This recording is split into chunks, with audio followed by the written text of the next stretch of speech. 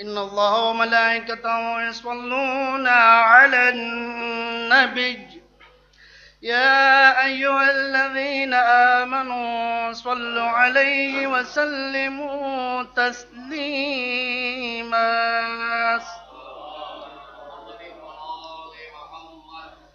أعوذ بالله من الشيطان اللعين الرجيم.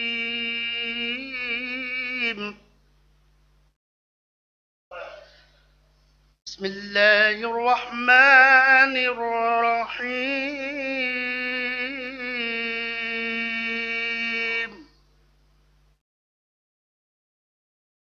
لم يكن الذين كفروا من أهل الكتاب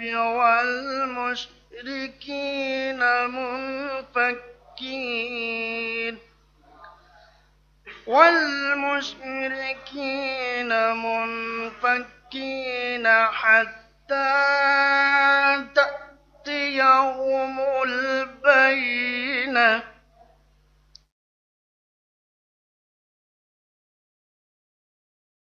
رسول من الله يتلو صحفا مطهرة فيها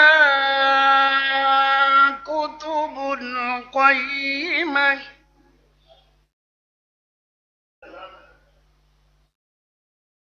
وما تفرق الذين أوتوا الكتاب إلا من بعد ما جاءتهم البينة.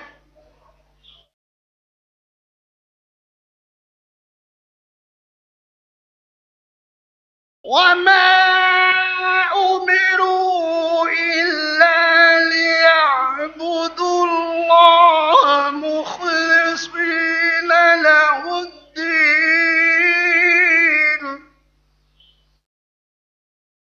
حنفاء ويقيموا الصلاة ويؤتوا الزكاة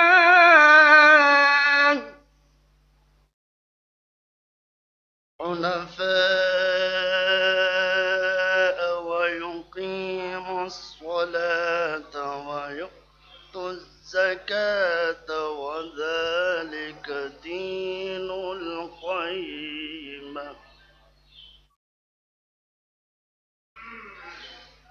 إن الذين كفروا من أهل الكتاب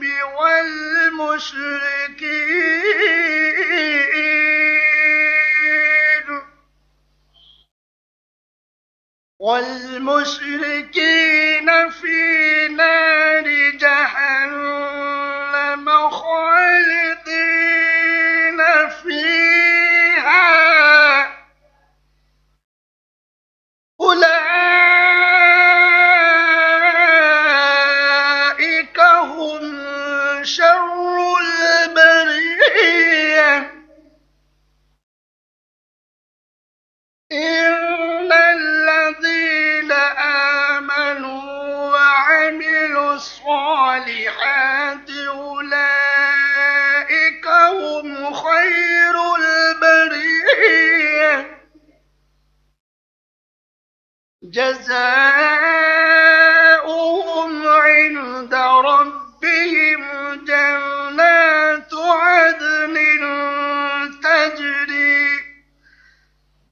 عدن تجري من تحتها الأنهار خالدين فيها أبدا رضي الله عنهم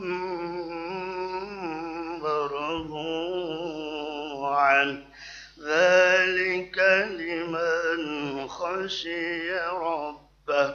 صدق الله العلي العظيم.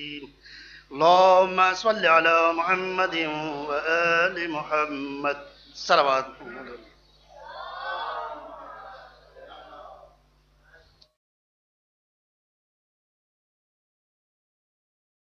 میں جناب مہندی صاحب سے گزارش کروں گا قلم.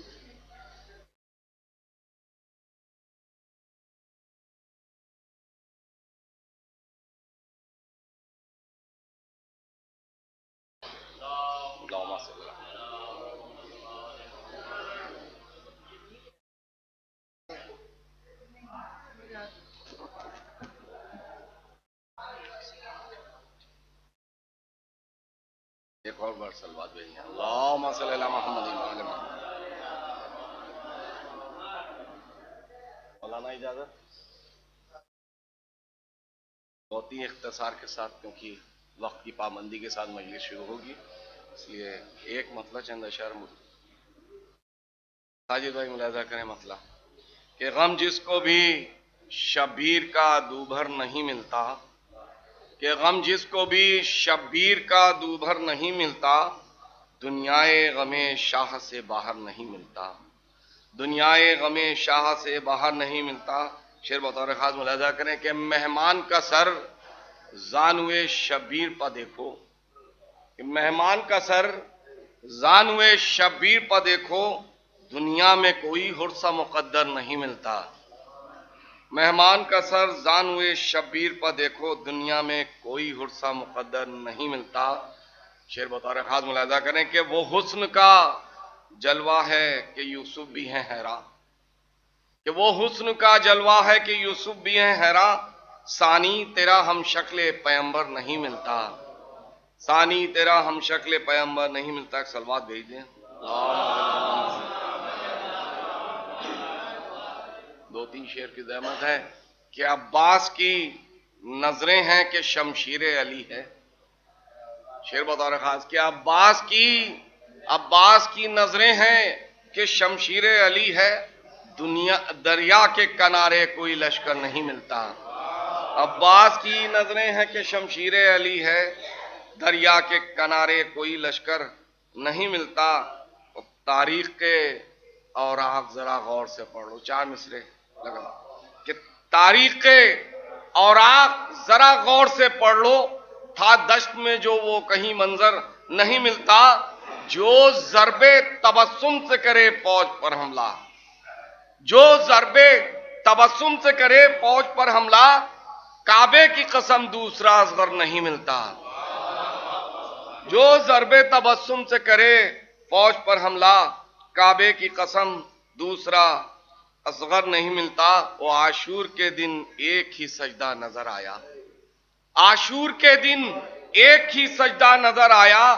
اب دوسرا سجدہ تہے خنجر نہیں ملتا، اب دوسرا سجدہ تہے خنجر نہیں ملتا. مقطع ملاحظہ کریں. ایک سلوات بھیجیں ہم لوگ. آخری شعر کہ جس دل میں غم شہ ہے، جس دل میں غم شہ ہے وہی آنکھ ہے غمگین، جس دل میں غم شہ ہے وہی آنکھ ہے غمگین. ہر آنکھ میں اشک غم سرور نہیں ملتا، جس دل میں غم شہ ہے وہی آنکھ ہے غمگین. ہر آنکھ میں اشک غم سرور نہیں ملتا، ہر آنکھ میں اشک غم سرور نہیں ملتا.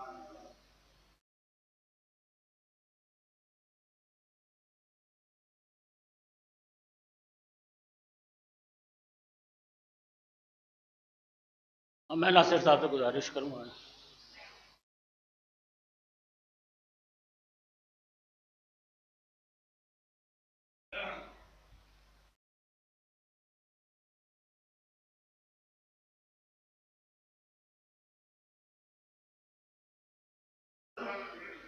نعرے سلوات.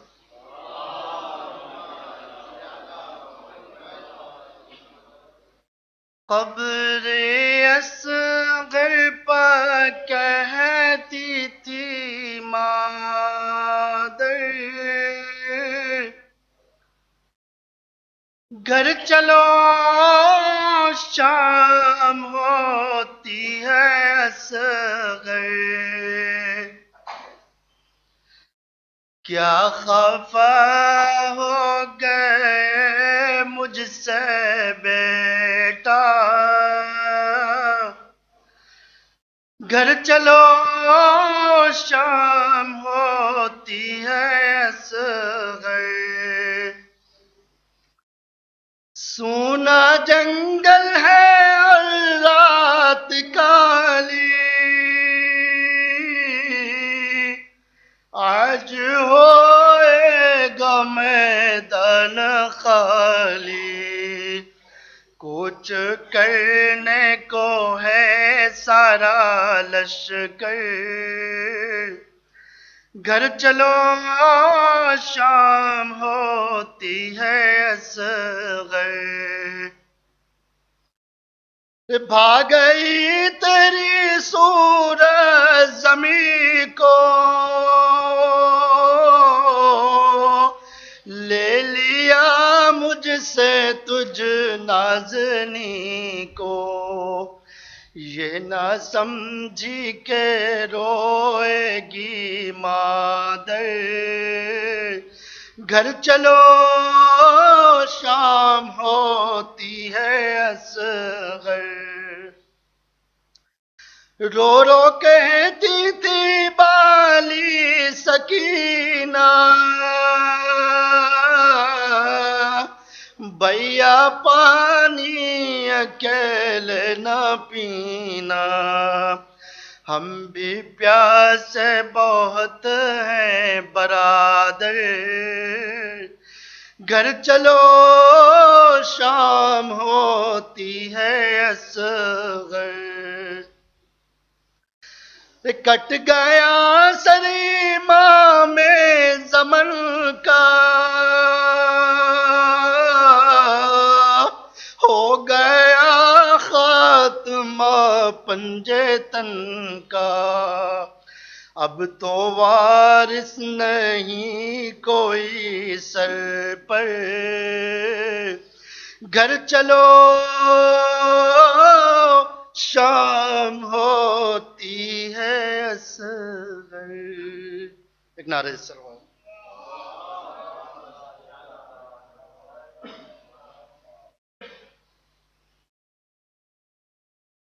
جناب سے گزارش میں وہاں کرام بآواز بلند نعرہ صلوات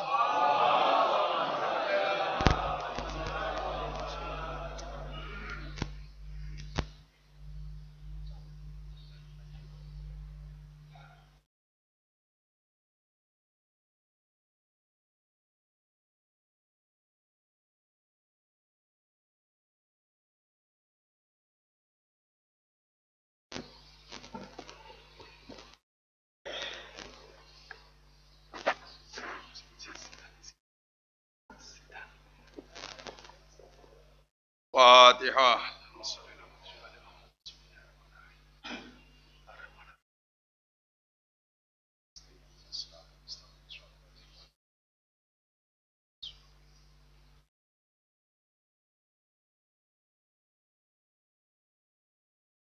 أعوذ بالله من الشيطان اللعين الرجيم بسم الله الرحمن الرحيم الحمد لله الذي لا يبلغ مدحته القائلون ولا يحصي نعماءه العادون ولا يؤدي حقه المجتهدون الذي لا يدركه بعد الهمم ولا ينأله غوص الفتن الذي ليس لصفته حد محدود ولا نعط موجود ولا وقت معدود ولا عجل ممدود وترى الخلائق بقدرته ونشر الرياح برحمته ووتد بالصخور ميدان أرضه والصلاة والسلام على سيد الأنبياء والمرسلين خاتم النبيين سيدا الممجد بشير المسدد نذير المؤيد المصطفى الأمجد المحمود الأحمد أبي القاسم محمد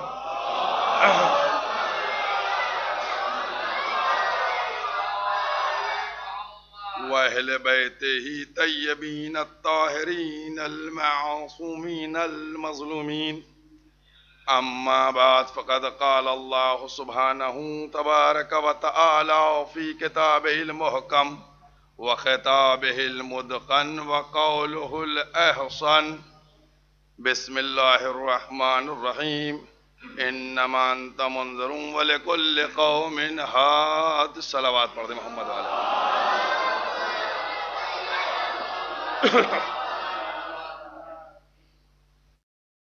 قرآن کریم کے یہ الفاظ جن کو اس 9 گھنٹے کی سلسلے گفتگو کے لیے سرنامہ بنایا گیا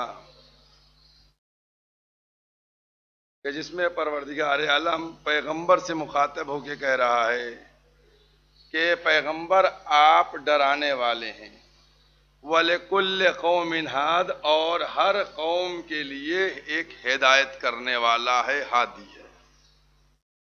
ہمارا جو موضوع ہے انذار نبی اور ہدایت ولی، یعنی بات جب ہوگی خود خالق جب انتظام کر رہا ہے 2 کے لیے ہمارے لیے، تو پھر اب ہم کون ہوتے ہیں کہ ہم کہیں ایک کافی ہے. خالق کا انتظام ہے، چاہے دوسرے مواقع کے اوپر دیکھیں قرآن کریم میں، چاہے احادیث پیغمبر میں دیکھیں، ہر جگہ 2 کی بات ہوئی ہے. ہم ایک کے اوپر کیسے اکتفا کریں؟ آپ دیکھیے 2-4 جملے ابتدائی تمہیدی کہ پروردگار عالم نے اس دنیا کا جو نظام بنایا، آج جتنی بھی چیزیں ہیں، پرابلمز ہیں، جو لوگ نیوسنس کریٹ کر رہے ہیں، کیوں؟ کیا وجہ ہے؟ کیونکہ ہر دنیا میں آنے والا یہ سمجھتا ہے کہ ہم اب بس صرف رہیں گے قیامت تک. وہ چاہتا یہ ہے کہ ہم ہمیشہ ہمیشہ باقی رہیں، وہ چاہتا یہ ہے کہ ہم کو کبھی موت نہ آئے. لیکن پروردگار عالم نے ایسا نظام بنایا، ایسا اس دنیا میں ترتیب دیا کہ ہر آنے والا آیا. بہت غور کیجئے گا، میں نے کہا 2 دقیقے صرف تمہید کے ہیں. ایسا نظام بنایا، آیا، اور آنے کے بعد اس نے کیا کیا؟ جیسے ہی ایک انسان، اس کا شادی ہوئی، بچہ ہوا، اس نے بچے کی صحت و سلامتی کی دعا شروع کی دی. ابھی بچے کو صحت و سلامتی ملی، بچہ اسکول میں جانے لگا، اس نے اس کی کامیابی کی دعا شروع کر دی. ادھر اس کی کامیابی کی دعا مکمل ہوئی تو ادھر اس نے نوکری کی دعا کرنا شروع کر دی. ادھر نوکری کی دعا اس کی مکمل ہوئی، ادھر اس نے اس کے گھر بسنے کی دعا شروع کر دی. ادھر گھر بسنے کی دعا اس کی مکمل ہوئی، اس کے لیے آگے کا انتظام ہو جائے اس کی دعا کرنا شروع کر دی. ادھر اس کے لیے مکان کا، نوکری کا سب انتظام ہو گیا تو پھر اس نے اس کی اولاد کے لیے دعا کرنا شروع کر دی.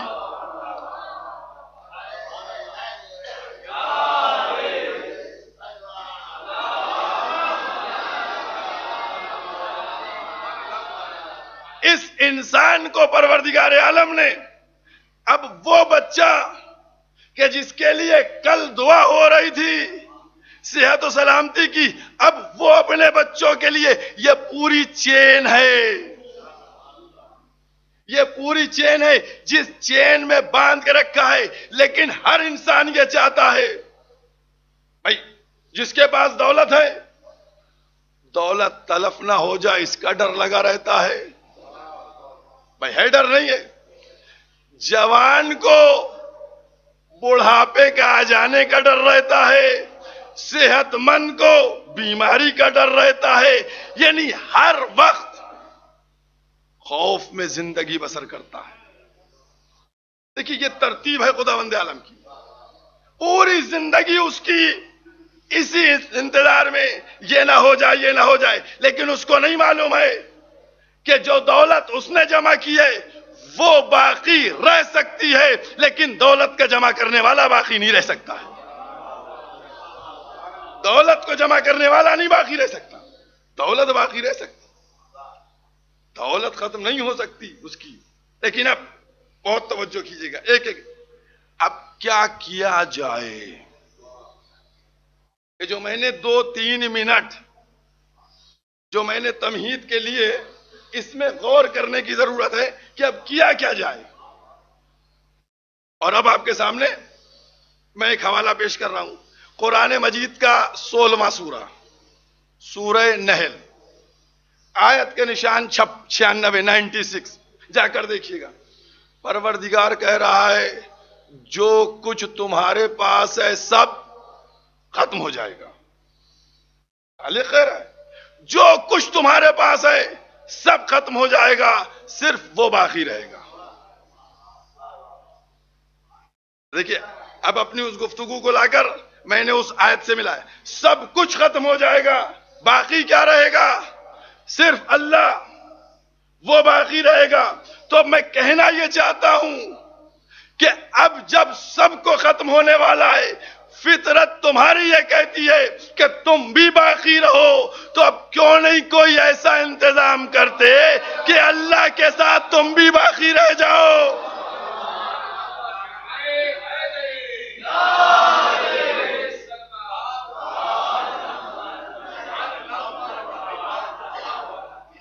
بھائی اب ہم کو بھی باقی رہنا ہے تو کیسے باقی رہیں؟ بس ایک چھوٹا سا جملہ اشارہ کر کے آگے بڑھ رہا ہوں. اگر باقی رہنا چاہتے ہو کہ تم بھی باقی رہو، تمہارا مال بھی باقی رہے، تو دونوں چیزوں کو راہ خدا میں دے دو. جب راہ خدا میں دے دو گے تو تم بھی باقی رہو گے، تمہارا مال بھی باقی رہے گا. یہی ہے راہ خدا میں خرچ کرنے کی تعلیم.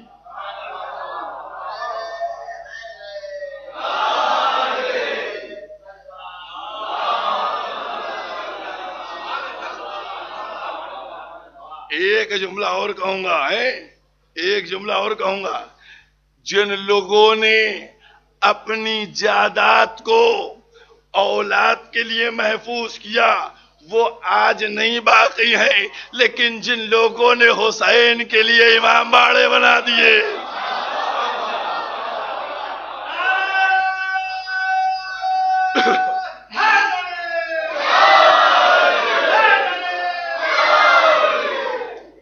جنہوں نے راہ خدا میں کر دیا، مسجد بنا دی، امام باڑے بنا دیے، جنہوں نے اپنی پوری زندگی، اور کیا آپ نے پوری زندگی دے دی اللہ کی راہ میں. یہ ہمارے علماء فقہا سینکڑوں سال ہو گئے گزرے ہوئے، 200 سال 500 سال، آج بھی ہم ان کو یاد کرتے ہیں، آج بھی ہم ان کا تذکرہ کرتے ہیں. کیوں؟ کیونکہ انہوں نے اپنی زندگی کو اپنے لیے نہیں بلکہ اس کے لیے کر دیا تھا. یہ مزاج ہے. تو ہمیں کیا کرنا ہے؟ ہمیں حوالے کر دینا ہے. ہمیں تو آپ غور کیجئے گا، تو ہمارا جو موضوع ہے انذار نبی ڈرانے والے ہیں اور ہدایت کرنے والا ہادی ہے. یہ دو کا سلسلہ ہے. اور اگر آپ غور کیجئے انما انت منذر، یہ منذر وانذر عشیرتک الاقربین، ان دونوں کو ملائیے. جب وہ حکم آیا نا، بھئی پیغمبر مبعوث ہو گئے، 3 سال حکم ہوا کہ دعوت کیجئے، اپنے رشتہ داروں کو بلائیے، اور بلانے کے بعد ان کو جمع کیجئے، اور جمع کرنے کے بعد ان کو ڈرائیے. آج یہ پہلا واقعہ تھوڑا سا ہو جائے، بہت غور کیجئے. جب دعوت ذو العشیرہ کا موقع تھا تو اس موقع کے اوپر کیا ہوا؟ جناب ابو طالب سے کہا گیا، میں نے کئی جگہ دیکھا، سب جگہ ملا ایک ران وہ پکائی گئی تھی اور دودھ کا انتظام تھا، رکھ دی گئی، اور 40 لوگ جس میں ابن عباس، جناب حمزہ، ابو لہب سب شریک ہوئے آئے. جب ابو لہب نے یہ دیکھا کہ ایک ران رکھی ہے تو کہنے لگا اے ابو طالب ہم تو پورا پورا بکرا کھانے والے ہیں، اس ایک رانگ میں 40 کیا ہوں گے؟ لیکن اس کو نہیں معلوم تھا کیا کیا تھا. جب وہ تیار ہو گیا کھانا تو پیغمبر اسلام نے اس کو تھوڑا سا چکھ لیا تھا. تو جناب ابو طالب نے کہا کہ تم سیر ہو کے کھاؤ، کیونکہ تم کو نہیں معلوم ہے اس پہ میرے بھتیجے کا ہاتھ لگ چکا ہے. نہیں سمجھ میں آیا، نہیں بات آپ کے ذہنوں تک پہنچی. بھائی جناب ابو طالب نے یہ ابو لہب سے جملہ کہہ کے بتایا کہ دیکھو نبی کا ہاتھ مس ہو گیا ہے، اب اعجاز نبی یہ ہوگا کہ 40 لوگ کھا بھی لیں گے اس کے بعد بچ جائے گا.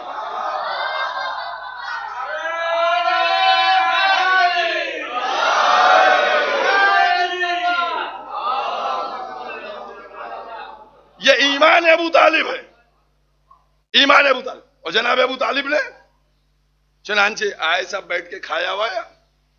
تو چونکہ جناب ابو طالب استقبالیہ میں تھے تو اتنے میں سب اٹھ کے چل دیے. جب جناب ابو طالب اندر داخل ہوئے دیکھا بھتیجے کی آنکھوں سے آنسو کا کیا ہوا. کہا چچا، ابو لہب نے کہا کھانے کے بعد کہ سب لوگ اٹھو اٹھو، اس نے ہمارے بھتیجے نے کچھ جادو کر رکھا ہے، اتنا سا کھانا ختم نہیں ہو پایا، سب لوگ جلدی جلدی چلو. سب چلے گئے. پھر دوسرے دن کہا دعوت کا انتظام، پھر دوسرے دن دعوت کا انتظام ہوا، پھر سب آئے، پھر سب نے کھایا، پھر کھا کے چلے گئے. بھائی یہ بتلا یہ رہا ہے کہ ابتدا سے کچھ لوگ ایسے تھے جو اسلام کے نام پہ کھاتے تھے اور بھاگ لیتے تھے. بہت توجہ کیجیے. اب اس کے بعد تیسرا دن آیا.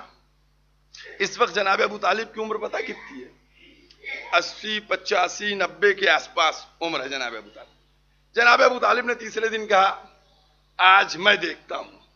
اور پھر جناب ابو طالب بیٹھے اور اس کے بعد جیسی سب نے کھایا ابو لہب اٹھنے لگا، اس کو پکڑ کے بٹھایا.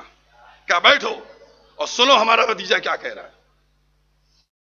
پیغمبر اسلام نے اعلان فرمایا کہ میں اللہ کا طرف سے منتخب ہوا ہوں، میں نبی ہوں. قولوا لا الہ الا اللہ تفلحوا، کہو اللہ کے سوا کوئی نہیں ہے فلاح پا جاؤ گے. یہ پیغام عام ہو گیا. جب یہ پیغام عام ہوا، ایک جملے پہ غور کیجئے گا، جب یہ پیغام عام ہو گیا تو پھر اب ابو طالب کھڑے ہوئے، جناب ابو طالب، ابو لہب جانے لگا. جب ابو لہب جانے لگا تو جناب ابو طالب کی طرف مخاطب ہوا. سب نے لکھا ہے، کوئی اختلاف نہیں ہے اس جملوں کے اوپر، کوئی اختلاف.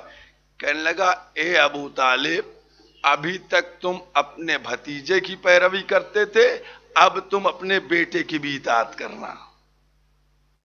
یہ جملہ ہے. ابو لہب نے یہ جملہ کہا کہ اے ابو طالب. پیغمبر نے کہا کیا تھا؟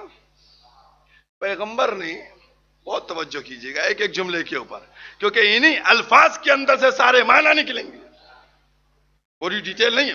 تو ہوا یہ تھا کہ پیغمبر اسلام نے ارشاد فرمایا کہ اس امر میں کون ہے جو میری مدد کرے، میری نصرت کرے، میرے بعد میرا جانشین، میرا وزیر، میرا خلیفہ بن جائے. مولا کائنات جن کی عمر 10 سال کی بتائی جاتی ہے اٹھے، کہنے کہ ہم مدد کریں گے. انا نصیر یا رسول اللہ. پیغمبر نے کہا نہیں بیٹھ جاؤ، بٹھا دیا. پھر دوبارہ آواز دی، کون اٹھے گا؟ پھر پیغمبر نے، مولا کائنات اٹھے، کہا بیٹھ جاؤ. پھر تیسری دفعہ یہی آواز بلند کی، پھر مولا کائنات اٹھے. تو اب پیغمبر اسلام نے مولا کائنات کے شانے پہ ہاتھ رکھا اور کہا تم ہی میرے وزیر ہو، تم ہی میرے بھائی ہو، تم ہی میرے جانشین ہو، تم ہی میرے ولی خلیفہ ہو.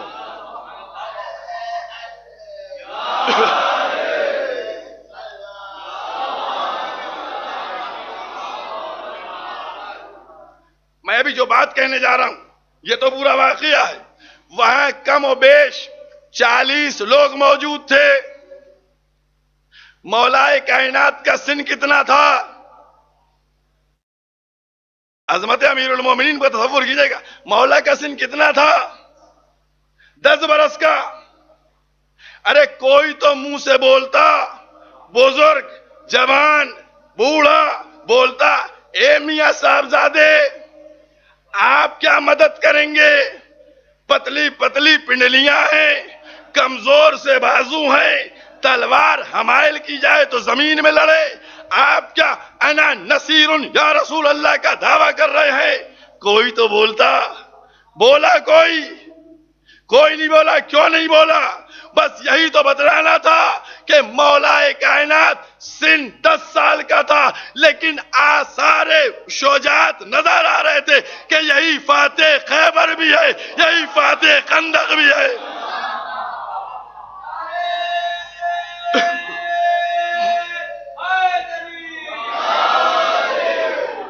اور کیا آثار نمودار ہو رہے تھے، اس لیے سب خاموش تھے.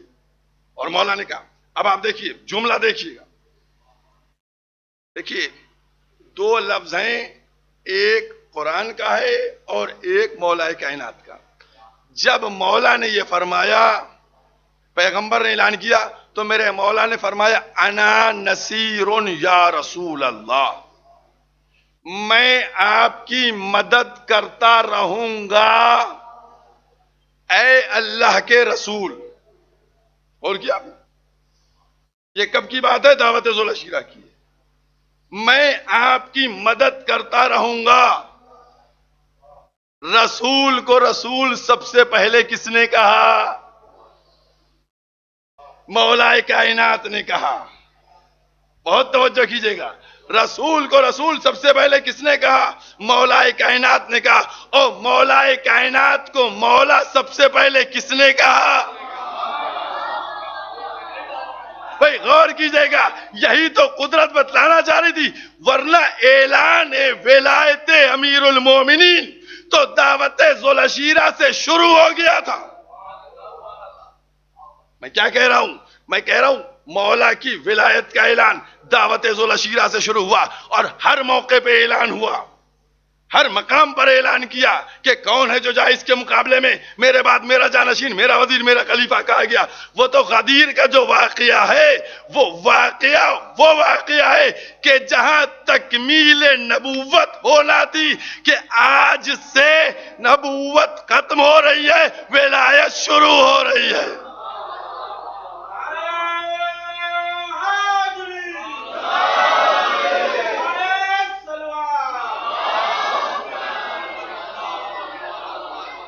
بہت توجہ کیجئے. تو وہاں اعلان ہو گیا، اور کیا اعلان ہوا؟ وہ اعلان ہو گیا. اب میں نے کیا کہا؟ انا نصیر یا رسول اللہ، میں آپ کی مدد کرتا رہوں گا اے اللہ کے رسول. اب قرآن کے الفاظ کو دیکھیے، من لدن کا سلطان نصیرہ، اے پروردگار اپنے پاس سے ایک سلطان نصیر دے دے. نہیں ملایا، دونوں کو ملائیے آپ، ادھر مولا کا نصیر، ادھر قرآن کا نصیر. ادھر رسول دعا کرے پروردگارا مجھے ایک سلطان نصیر دے دے. اب جب دونوں نصیر مل گئے تو پھر قرآن نے آواز دی نعم المولا و نعم النصیر. مولا کا کام ہی ہوتا ہے مدد کرتے رہنا. صلوات پڑھتے محمد والے.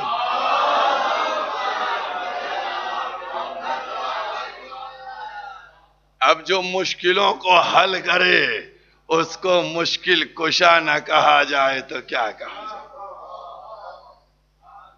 اور فرمائیے آپ، میں نے کہا تھا ایک جملہ ابو لہب کا، اور اس جملے کو آپ کے سامنے باتیں کرنا. ابو لہب نے کیا کہا؟ بال اتفاق یہ جملہ ملتا ہے کہ اے ابو طالب تم اپنے بیٹے کی اطاعت کرو. ابھی تک بھتیجے کی کرتے تھے، اب بیٹے کی اطاعت کرو. کیا مطلب ہوا اس کا؟ میں نے کہا الفاظ سے معنی ملیں گے، کوئی الگ روایت نہیں آئے گی.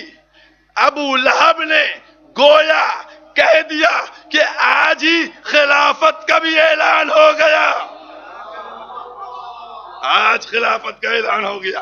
اور اب میں نے کل ایک جملہ کہا تھا اور اس جملے کو آج ملاتا ہوں. یہ بتائیے یہ اعلان ہوا کہاں تھا؟ کس شہر میں اعلان ہوا تھا؟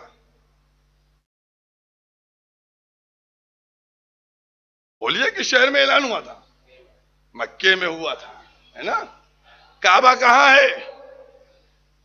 مکے میں یہ اسلام کا، دیکھیے میرے الفاظ پہ غور کیجیے، یہ اسلام کا پہلا اجلاس تھا. میرے الفاظ پہ غور کیجیے گا، اسلام کا پہلا اجلاس تھا تو یہ اللہ کے گھر میں ہونا چاہیے تھا. بھئی مکے ہی میں تو ہو رہا تھا، مکے میں اللہ کا گھر موجود ہے تو اللہ کے گھر میں اجلاس ہونا چاہیے تھا. اللہ کے گھر میں اجلاس نہیں ہوا، ابو طالب کے گھر میں اجلاس ہوا.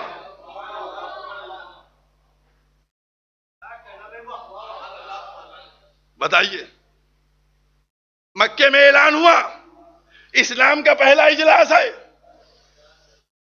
جب پہلا اجلاس ہے تو اللہ کے گھر میں ہونا چاہیے تھا. اللہ کے گھر میں نہیں ہوا، ابو طالب کے گھر میں ہوا. مسلمانوں بتاؤ تم کہ اللہ کے گھر میں کیوں نہیں پہلا اجلاس ہوا؟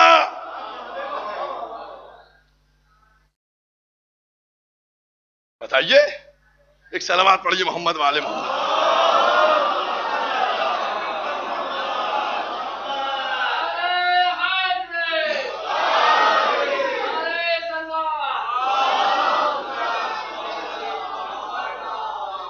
پھر کہہ رہا ہوں کہ جب مکے میں اجلاس تھا، اعلان تھا، دعوت تھی، اسلام کی تھی، تو پھر اللہ کے گھر موجود تھا تو اللہ کے گھر میں کیوں نہیں ہوا؟ ابو طالب کے گھر میں کیوں ہوا؟ ہر ایک مجھ کو بڑھ کر جواب دے گا، مولوی صاحب کعبے میں اس لیے نہیں ہوا، وہاں بت تھے. بھئی یہی تو جواب ہے، یا کوئی اور جواب ہے تو دو مجھ کو. کعبے میں کیوں نہیں ہوا؟ کہاں وہاں بت تھے. اب میرا جملہ سنیے گا، بہت قیمتی جملہ ہے. اس کا مطلب یہ ہوا کہ رحمان کے گھر میں بت تھے، عمران کے گھر میں بت نہیں تھے.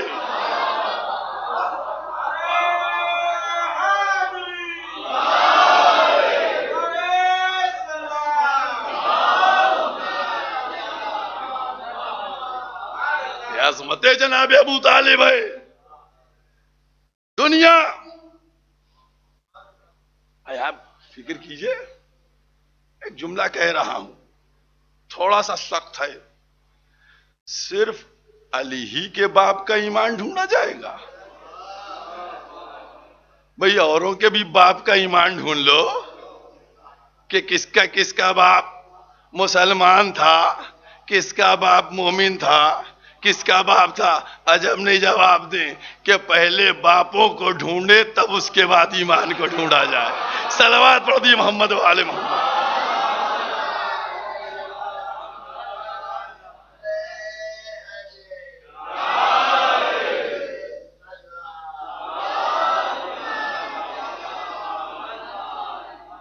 یہ بھی بڑا مسئلہ ہے کہ پہلے وہ ڈھونڈے جائیں، پھر اس کے بعد چیک کیا جائے کہ ایمان اور اسلام. غور کرنے کی بات ہے. اور اسی لیے میں نے جو کل بات آپ سے کہی تھی اور کل کی اس موضوع کو ملاتا ہوا، انذار نبی، ہدایت ولی، اس کو میں نے کل آپ کے سامنے دو آیتیں پیش کی تھی. ایک آیت تھی سورہ نحل کی 78 نمبر آیت، جس میں کہا گیا تم کو آنکھ دی، تم کو کان دیے، تم کو دل دیا تاکہ تم شکر گزار ہو جاؤ. دوسری آیت میں نے آپ کے سامنے بیان کی تھی، وہ کون سی آیت تھی؟ وہ 7واں سورہ اعراف کی 178 نمبر آیت تھی، جس میں کہا گیا کہ آنکھیں ہیں دیکھتے نہیں، کان ہیں سنتے نہیں، دل ہے غور و فکر نہیں کرتے، یہ جانوروں سے بھی بدتر ہیں. یہ دو آیتیں میں نے کل بیان کی تھی. اب میں آپ کے سامنے پھر ایک آیت لے کے آیا ہوں، اور وہ آیت ہے قرآن مجید 70واں سورہ بنی اسرائیل، آیت کا نشان 24. جا کر دیکھیے گا. ان السماء والبصر والفؤاد، سوال کیا جائے گا کان سے، آنکھ سے اور دل سے. میں نے کل کہا تھا نا آپ سے کہ یہ آنکھ اور کان اور دل ہی سے کیا معاملہ چل رہا ہے. ابھی تو 3 آیتیں ہو چکی ہیں نا، آنکھ اور کان اور دل کی. سوال کیا جائے گا آنکھوں سے، سوال کیا جائے گا کانوں سے، سوال کیا جائے گا دل سے. کیا سوال ہوگا بتائیے؟ کیا سوال کیا جائے گا؟ کس بارے میں سوال ہوگا؟ کس چیز کا سوال ہوگا؟ بتائے دنیا مجھ کو. اگر آیت نہیں قرآن کی تو بتائے مجھ کو. ان حافظین قرآن کو ان کے سروں پر قرآن رکھوا کے قسم کھلوائیے کہ ہے آیت یا نہیں ہے. کہ آنکھوں سے سوال ہوگا، کان سے سوال ہوگا، دل سے سوال ہوگا. سب کہیں گے ہے. تو میں کہوں گا جواب بتاؤ کس چیز کا سوال ہوگا؟ رٹنا کمال نہیں ہے. ہم رٹنے کی بات نہیں کرتے ہیں، ہم چاہتے ہیں سمجھا جائے قرآن کو. قرآن کافی بھی ہے، شافی بھی ہے، وافی بھی ہے. اور کیا؟ تو اب بتا ہمیں دنیا کہ کیا معنی ہوئے اس کے. کس بارے میں سوال ہوگا؟ نماز کے بارے میں نہیں، روزے کے بارے میں نہیں، حج کے بارے میں نہیں، زکوٰۃ کے بارے میں نہیں، کوئی سوال نہیں. قرآن کبھی بھی ایک مقام پر آیت چیز کو بیان کر کے تشنا نہیں چھوڑتا ہے. محنت کیجئے، جستجو کیجئے، تلاش کیجئے، ملے گا جواب. میں نے جب 70ویں سورے سے اور آنکھ کو پلٹنا شروع کیا قرآن کریم کا، 18واں سورہ نکلا، 19واں سورہ نکلا، 20واں نکلا، 21واں، 22واں، 23واں، جیسے ہی 37 نمبر سورے پر پہنچے، قرآن مجید کا 37 نمبر سورہ، سورہ صافات ہے، قرآن نے آواز دی وقفوہم انہم مسئولون. ابھی ان کو روکو روکو، ابھی ان سے سوال کرنا ہے.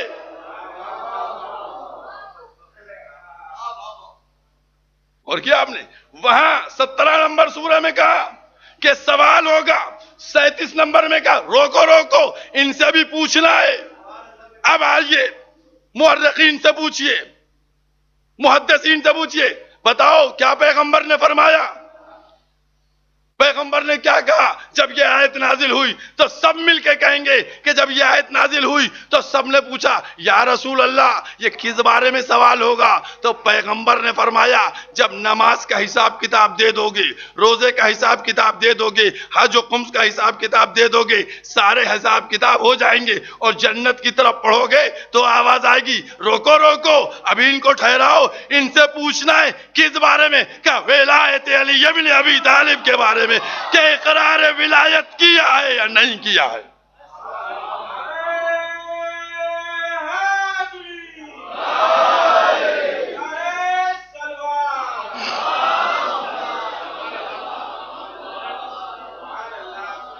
اقرار ولایت ہوا یا نہیں ہوا؟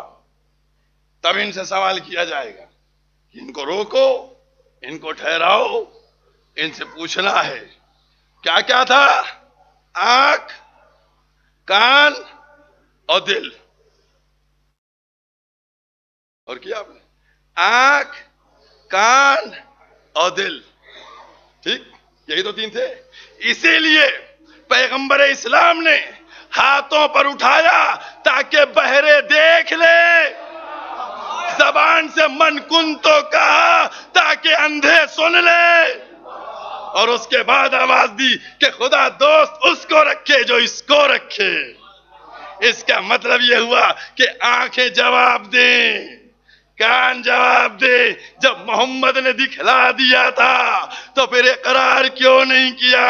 جب محمد نے کہہ دیا تھا تو سنا کیوں نہیں؟ جب محمد نے مودت کو پہچنوا دیا تھا تو کی کیوں نہیں؟ صلوات پڑھو محمد و آل محمد.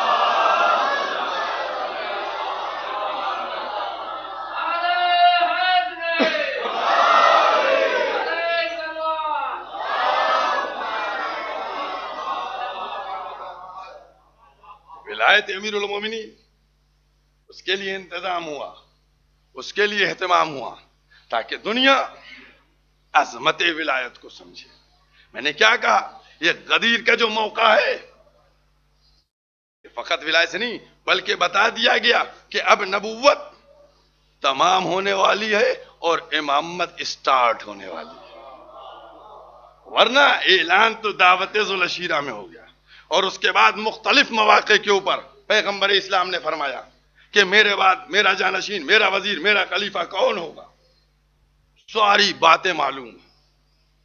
یہ عظمت ہے اور اس دنیا آپ غور کیجئے گا، آج لوگ مولا کائنات سے متعلق، دیکھیے جب یہ بات ہوتی ہے مولا کی، افسوس کی بات ہوتی ہے، لیکن اس موضوع کو بھی بیان کرنا ہے.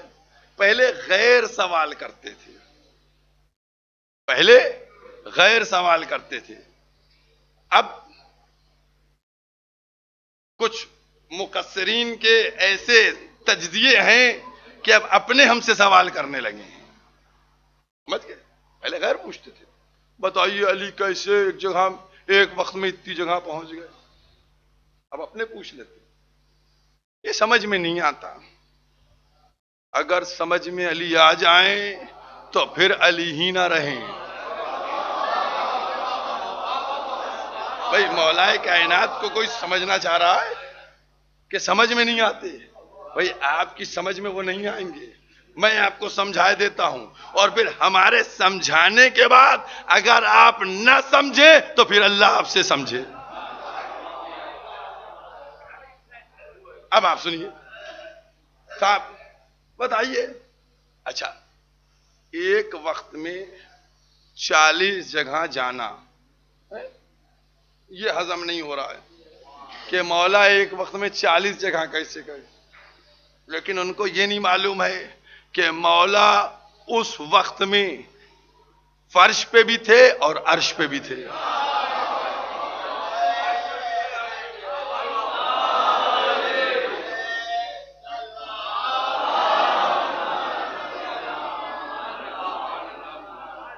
میں صرف اشارے کروں گا، بہت تفصیل میں نہیں جاؤں گا، چونکہ بالکل ٹائم کی سخت پابندی ہونا چاہیے اور لمیٹڈ کام ہونا چاہیے. اور کیا؟ اب آئیے، تو سمجھ میں نہیں آیا تمہارے 40 دفعہ کیسے گئے، 40 جگہ کیسے گئے؟ اب بتائیے، پلٹ کے اس سے سوال کیجئے. یہ بتاؤ ایک وقت میں کتنی موتیں ہوتی پوری دنیا میں؟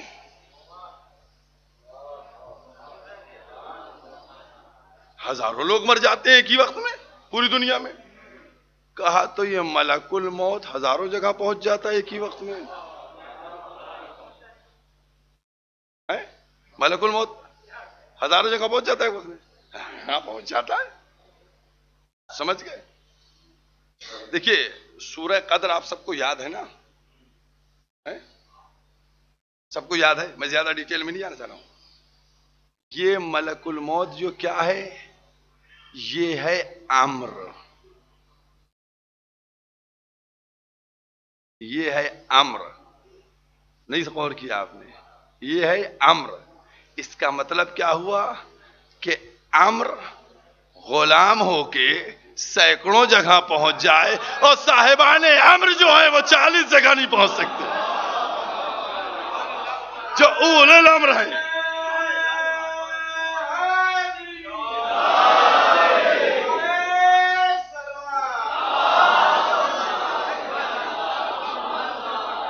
یہ امر ہے، وہ صاحبان امر ہے.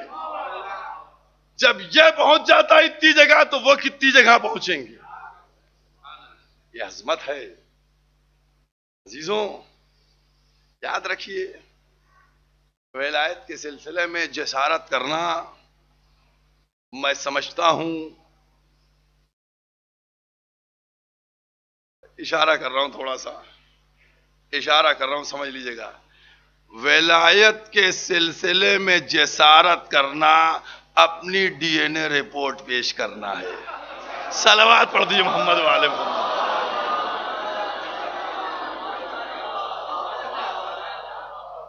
بس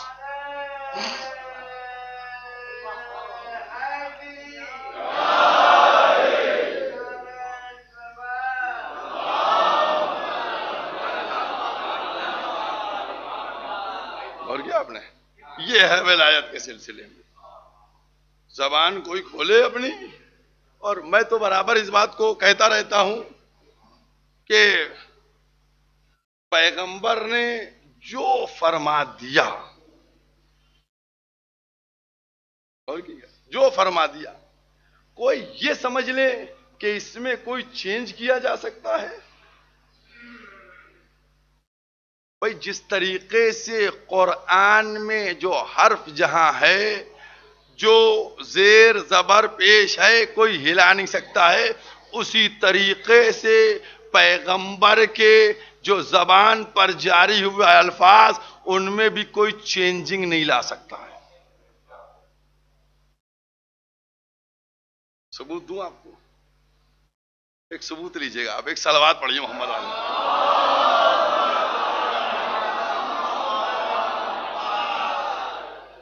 دیکھیے ہر ایک کا شوق ہوتا ہے. علی مولا، لفظ مولا کس کے نام کے ساتھ جڑا ہے؟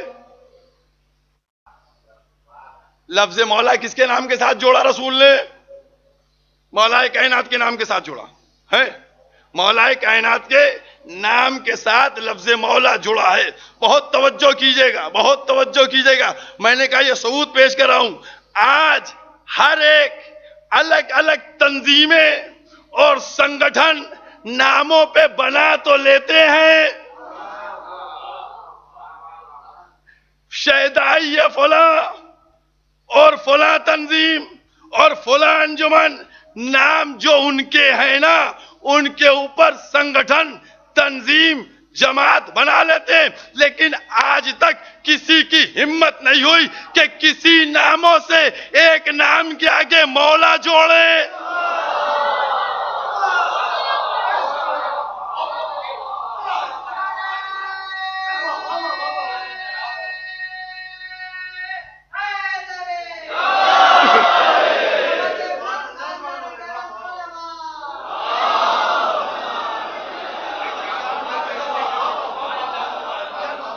بھائی شوق تو ہوگا نا، بھائی شوق تو ان کو بھی ہوگا، دل تو ان کا بھی چاہتا ہوگا کہ میں بھی مولا کا لفظ لے لوں. اب یہ ہمارا ایک جملہ ہے ذرا سا ہلکے سے، اس کو بھی لے لیجئے گا. بھائی دل چاہتا ہوگا یہ مولا لفظ ہم کو بھی مل جائے، بہت یہ لوگ مولا مولا کیا کرتے ہمیں بھی مل جائے تو عجب نہیں. جملہ سنیے، عجب نہیں اس لفظ مولا کو لیا ہو اور اس کے بعد پہلے ایک نام جوڑا کہ جچ نہیں رہا ہے ہٹاؤ اس کو، دوسرا نام جوڑا کہ جچ نہیں رہا ہے ہٹاؤ اس کو، تیسرا نام جوڑا جچ نہیں رہا. معلوم یہ ہوا لفظ مولا اگر جچتا ہے تو صرف نام علی کے ساتھ.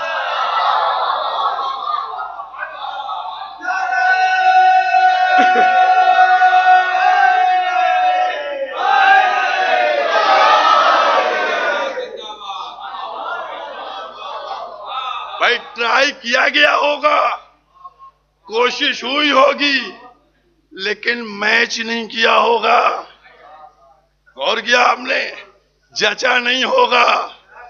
بھائی انسان ہے، ہر ایک کا دل چاہتا ہے، کسی کی بھی کوئی حسرت ہو سکتی ہے، سمجھ گئے؟ اب چاہے جس کی جتنی حسرتیں ہوں، لیکن میں نے کیا کہا کہ جو لفظ زبان رسالت پہ آ گیا پھر اس کو کوئی کہیں اور فٹ نہیں کر سکتا. یہ عظمت اہل بیت ہے، یہ مرتبہ ہے اہل بیت کا. اور آج اس مرتبے کو دنیا سمجھے. مجھ کو کبھی کسی بات کی نہیں. آج یزید کے بھی جاننے ماننے والے لوگ ہیں، پھر سب کے ہیں، فالوور موجود ہیں ماشاءاللہ سے. ایک طبقہ یزید کا فالوور ہے، کوئی معاویہ کا ہے، کوئی ابی سفیان کا ہے، سب کے فالوور موجود ہیں ماشاءاللہ سے. بھائی ہمیں کوئی پرابلم نہیں ہے. بھائی جو جس کو فالو کرتا ہے وہ اسی کے ساتھ تو جائے گا. بھائی ہمارا اس میں کیا ہے معاملہ؟ آپ جس کو فالو کرتے ہیں، لیکن اتنا یاد رکھیے گا کہ یزید جو سمجھ یہ رہا تھا کہ ہم نے حسین سے جو سوال بیعت کیا ہے اور اس سوال کو لے کر ہم حسین کے اوپر غالب آ جائیں گے، بیعت لے لیں گے، شہید کر لیں گے، کامیاب ہو جائیں گے. لیکن قسم خدا کی آج 1384 سال گزرنے کے بعد، اور کیا آپ نے اس کے بعد بھی حسینی پرچم کی بلندی بتلا رہی ہے کہ حسین 61 ہجری میں بھی کامیاب تھے اور 1445 ہجری میں بھی کامیاب. یہ خیال ہے لوگوں کا.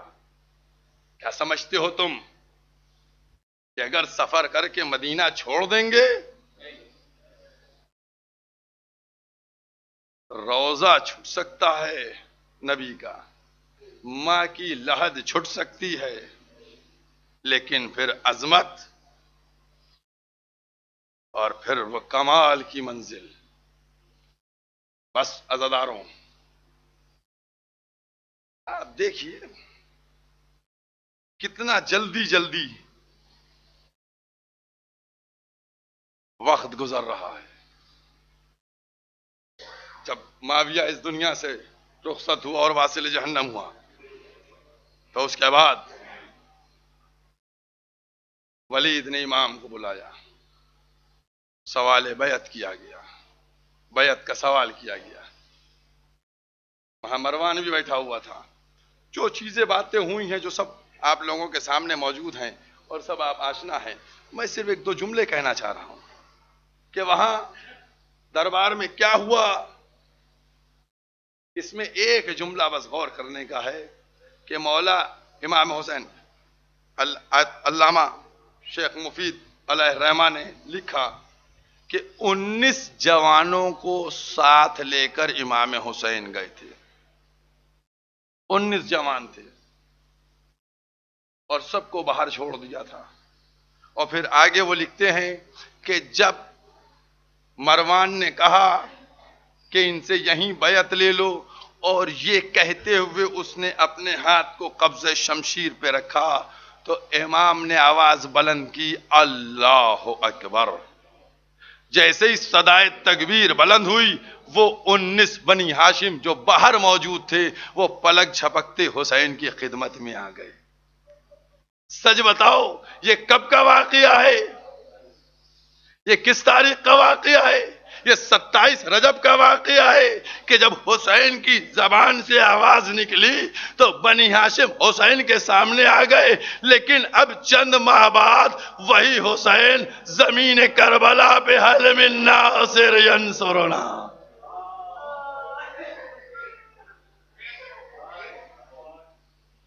ایک ایک کو پکار رہے ہیں، کون ہے جو میری مدد کرے؟ بس عزاداران معظوم، امام حسین آئے، آنے کے بعد کہا، چند جملے ہیں عزاداروں، تھوڑا مصائب میں چند دقیقے لوں گا، چند جملے۔ آئے، آنے کے بعد کہا بہن سامان سفر تیار کرو، سامان سفر تیار ہونا شروع ہو گیا۔ اس کے بعد یہ بات مدینے میں اعزاء میں پھیلی، ام ہانی، ام سلمہ سب آنے لگے۔ امام نے جناب زینب سے کہا کہ اگر تم بھی چلنا چاہتی ہو تو پہلے جا کر شوہر سے اجازت لے لو۔ عزاداران معلوم، یہ جملہ کہنا جناب زینب کے دل پہ کیا گزری ہوگی، اور پھر جناب زینب نے جو امام حسین کے گھر سے اور جناب عبداللہ کے گھر تک کا سفر کیا، اس میں کیا نہیں گزرا ہوگا۔ عزاداران معلوم، ایک جملہ میں نے سنا ہے، وہ میں آپ کے سامنے چاہتا ہوں بیان کروں، ہو سکتا ہے۔ وہ جملہ کیا ہے کہ جب جناب عبداللہ کے پاس پہنچی اور کہا کہ میرا بھائی سفر کر رہا ہے، میں چاہتی ہوں جاؤں، تو جناب عبداللہ نے منع نہیں کیا، کہا میں بیمار ہوں۔ اشارہ کیا تھا؟ میں بیمار ہوں، کہ مطلب میری وجہ سے نہ جائیں۔ جناب زینب نے کیا جواب دیا، قسم خدا کی، کہا اے عبداللہ، کیا آپ یہ سمجھتے ہیں کہ میں اپنے بھائی کو رخصت کر کے زندہ رہ پاؤں گی؟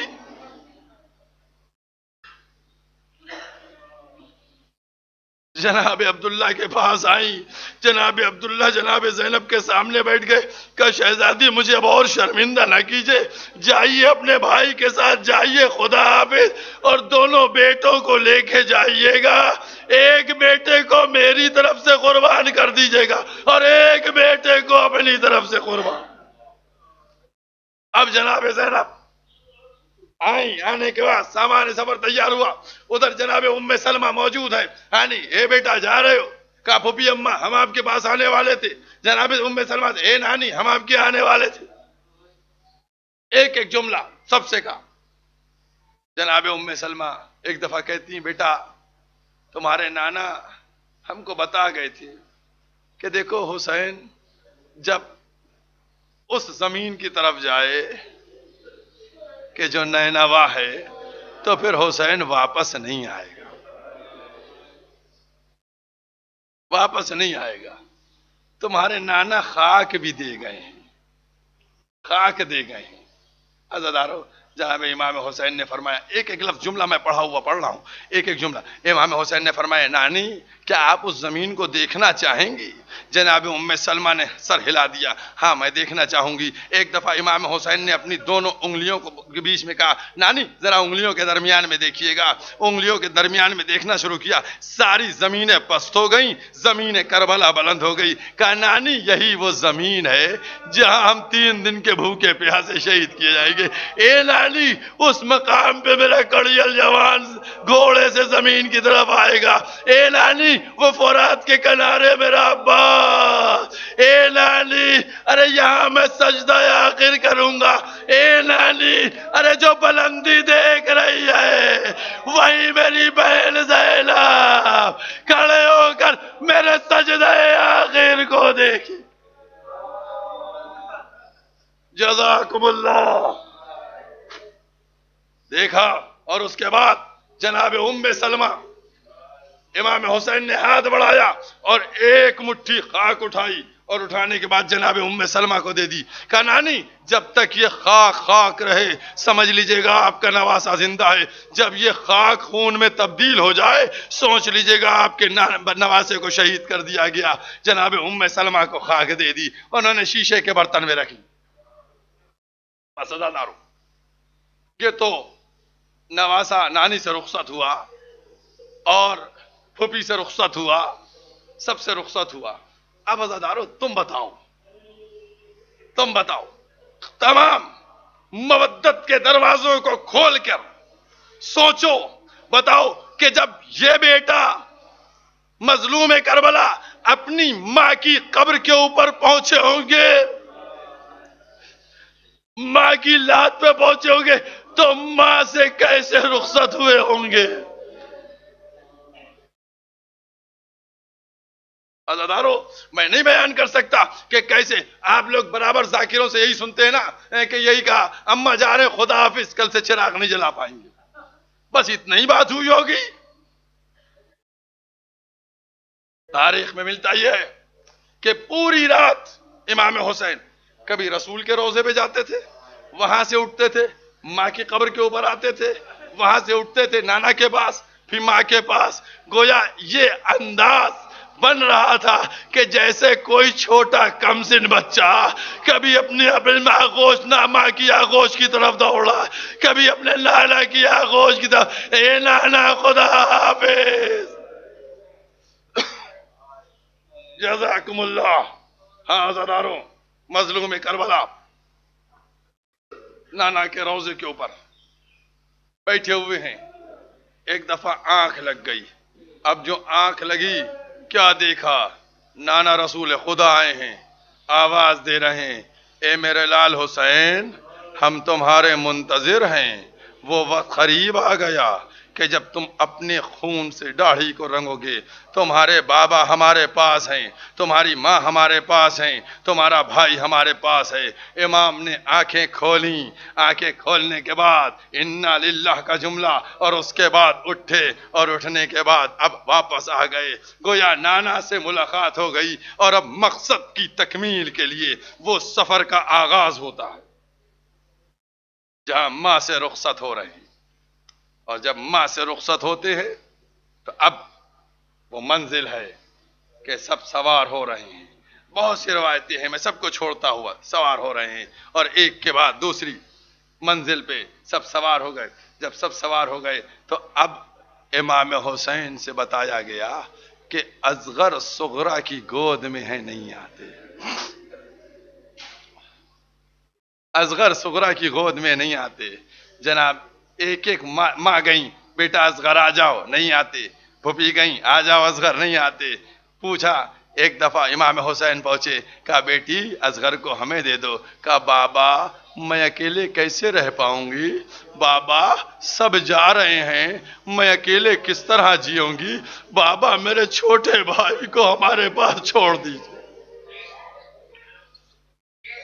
شہزادے علی اصغر کسی کی گود میں نہیں جاتے. مظلوم کربلا نے ہاتھوں کو پھیلایا لیکن اصغر اپنی بہن سے چمٹ گئے. جب اصغر نہ آئے تب حسین نے اپنے لبوں کو اصغر کے کان کے پاس جنبش دی. کیا کہا؟ اب اصغر صغرا کی گود میں نہ رکے، بہن کے آغوش سے بابا کے پاس. بس عزاداران امام مظلوم، یہ قافلہ 28 رجب کو چلنا شروع ہوا.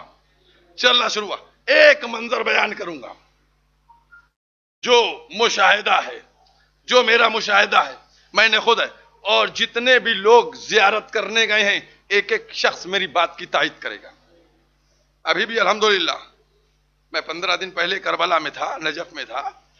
جب میں زیارت کر چکا اور رخصت کے لیے گیا، سچ بتاؤ جتنے بھی زائر بیٹھے ہو سچ بتانا، ایک ایک لفظ جو میں کہہ رہا ہوں میری بات کی تائید کرنا. جب آخری زیارت کے لیے میں گیا اور الوداع پڑھ کر اب پلٹ رہا تھا تو زری کی طرف رخ کر کے کہہ رہا تھا مولا پھر بلائیے گا. سچ بتاؤ دعا کرتے ہو نہیں کرتے ہو؟ مولا دوبارہ آئے، مولا جانے خدا حافظ، مولا دوبارہ آئے، دوبارہ آنے کی توفیق عطا ہو. ہر ایک یہ دعا کرتا ہے نہیں کرتا ہے. اب میں تم سے پوچھنا چاہتا ہوں کہ جب حسین مدینے سے جا رہے ہوں گے، ارے ماں کی قبر کی طرف دیکھتے ہوں گے، اے اماں خدا حافظ. ارے حسین کو تو معلوم تھا اب دوبارہ نہیں آ پائے، یہی طلب تھی. فاطمہ نے قبر کو چھوڑ دیا، آگے آگے حسین، پیچھے پیچھے ماں. جزاکم اللہ. بس عزادارو مجلس ختم ہو رہی ہے، 2-3 دقیقے اور اس کے بعد مجلس ختم، کیونکہ مصائب میں کمی نہیں ہوتی ہے. یہ ایام صرف رونے کے ایام ہیں، پرسے کے ایام ہے، شہزادی کو پرسہ دینے کے ایام ہے. عزاداران امام مظلوم، آج 2 محرم ہے،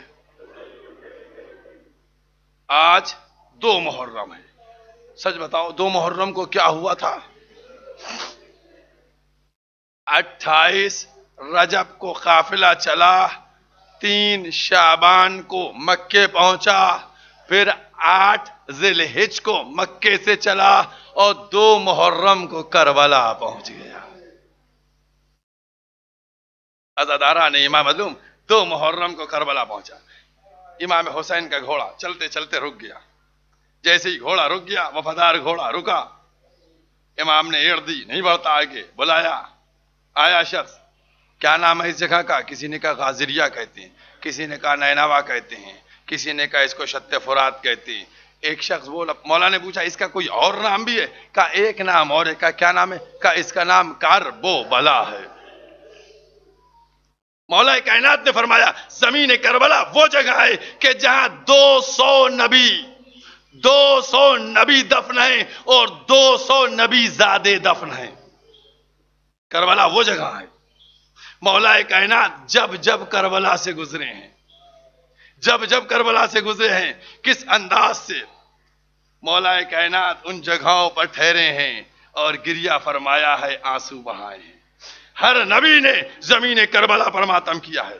بس جیسے ہی زمین کربلا نام پتہ چلا، امام حسین نے فوراً بنی اسد کو بلایا اور اس کے بعد ان سے وہ زمین خریدی گئی اور خریدنے کے بعد ان کو ہبہ کر دی گئی. جیسے ہی یہ آواز بہن تک پہنچی، بہن نے بلایا، بھیا یہ کون سی زمین ہے؟ ایک ایک جملہ پڑھا ہوا بتا رہا ہوں آپ سے، یہ کون سی زمین ہے؟ جب سے اس زمین پر رکے ہیں دل بیٹھا جا رہا ہے.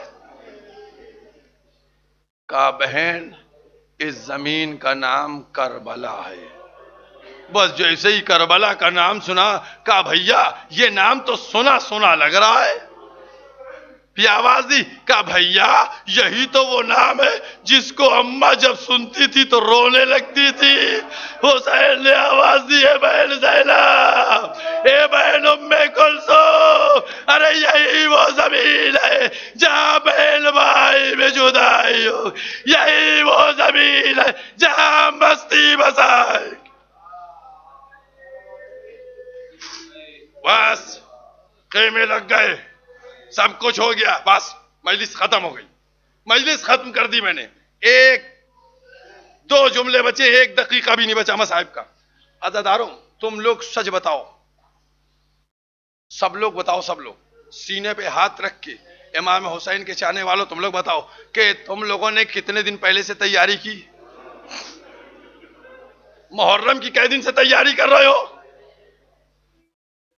عزاداروں لوگ اپنے آفسوں میں درخواست دے کے چھٹی لے رہے ہیں مولا کے غم منانے کی، ماتم کرنے کی. عزاداروں بس ایک دو جملے ہیں، دو جملے ہیں. میں چاہتا ہوں دل پہ چوٹ پڑ جائے، آنکھوں میں آنسو لے کے ایک فرش اعزا سے اٹھ کے دوسرے فرش اعزا تک چلے جاؤ. ہر ایک نے انتظام کیا، ارے محرم آ گیا، ارے اپنے آقا کا غم منا، اب تم فیصلہ کرو. جیسے ہی محرم کا چاند ہوا، فاطمہ مدینے سے چلی، اے بابا کربلا چلیے، اے بیٹا ارے کربلا چلو، اے زینب کربلا، محرم آ گیا، میرے لال کی فرش اعظم. الا ولعنت سيعلم الذين. کہ یہاں سے چند قدم کے فاصلے کے اوپر مقبرہ تحسین علی خاں ہے، وہاں بھی یہاں کے بعد ایک 15 منٹ کی مجلس ہوتی ہے، آپ حضرات اس میں بھی شرکت فرما لیں.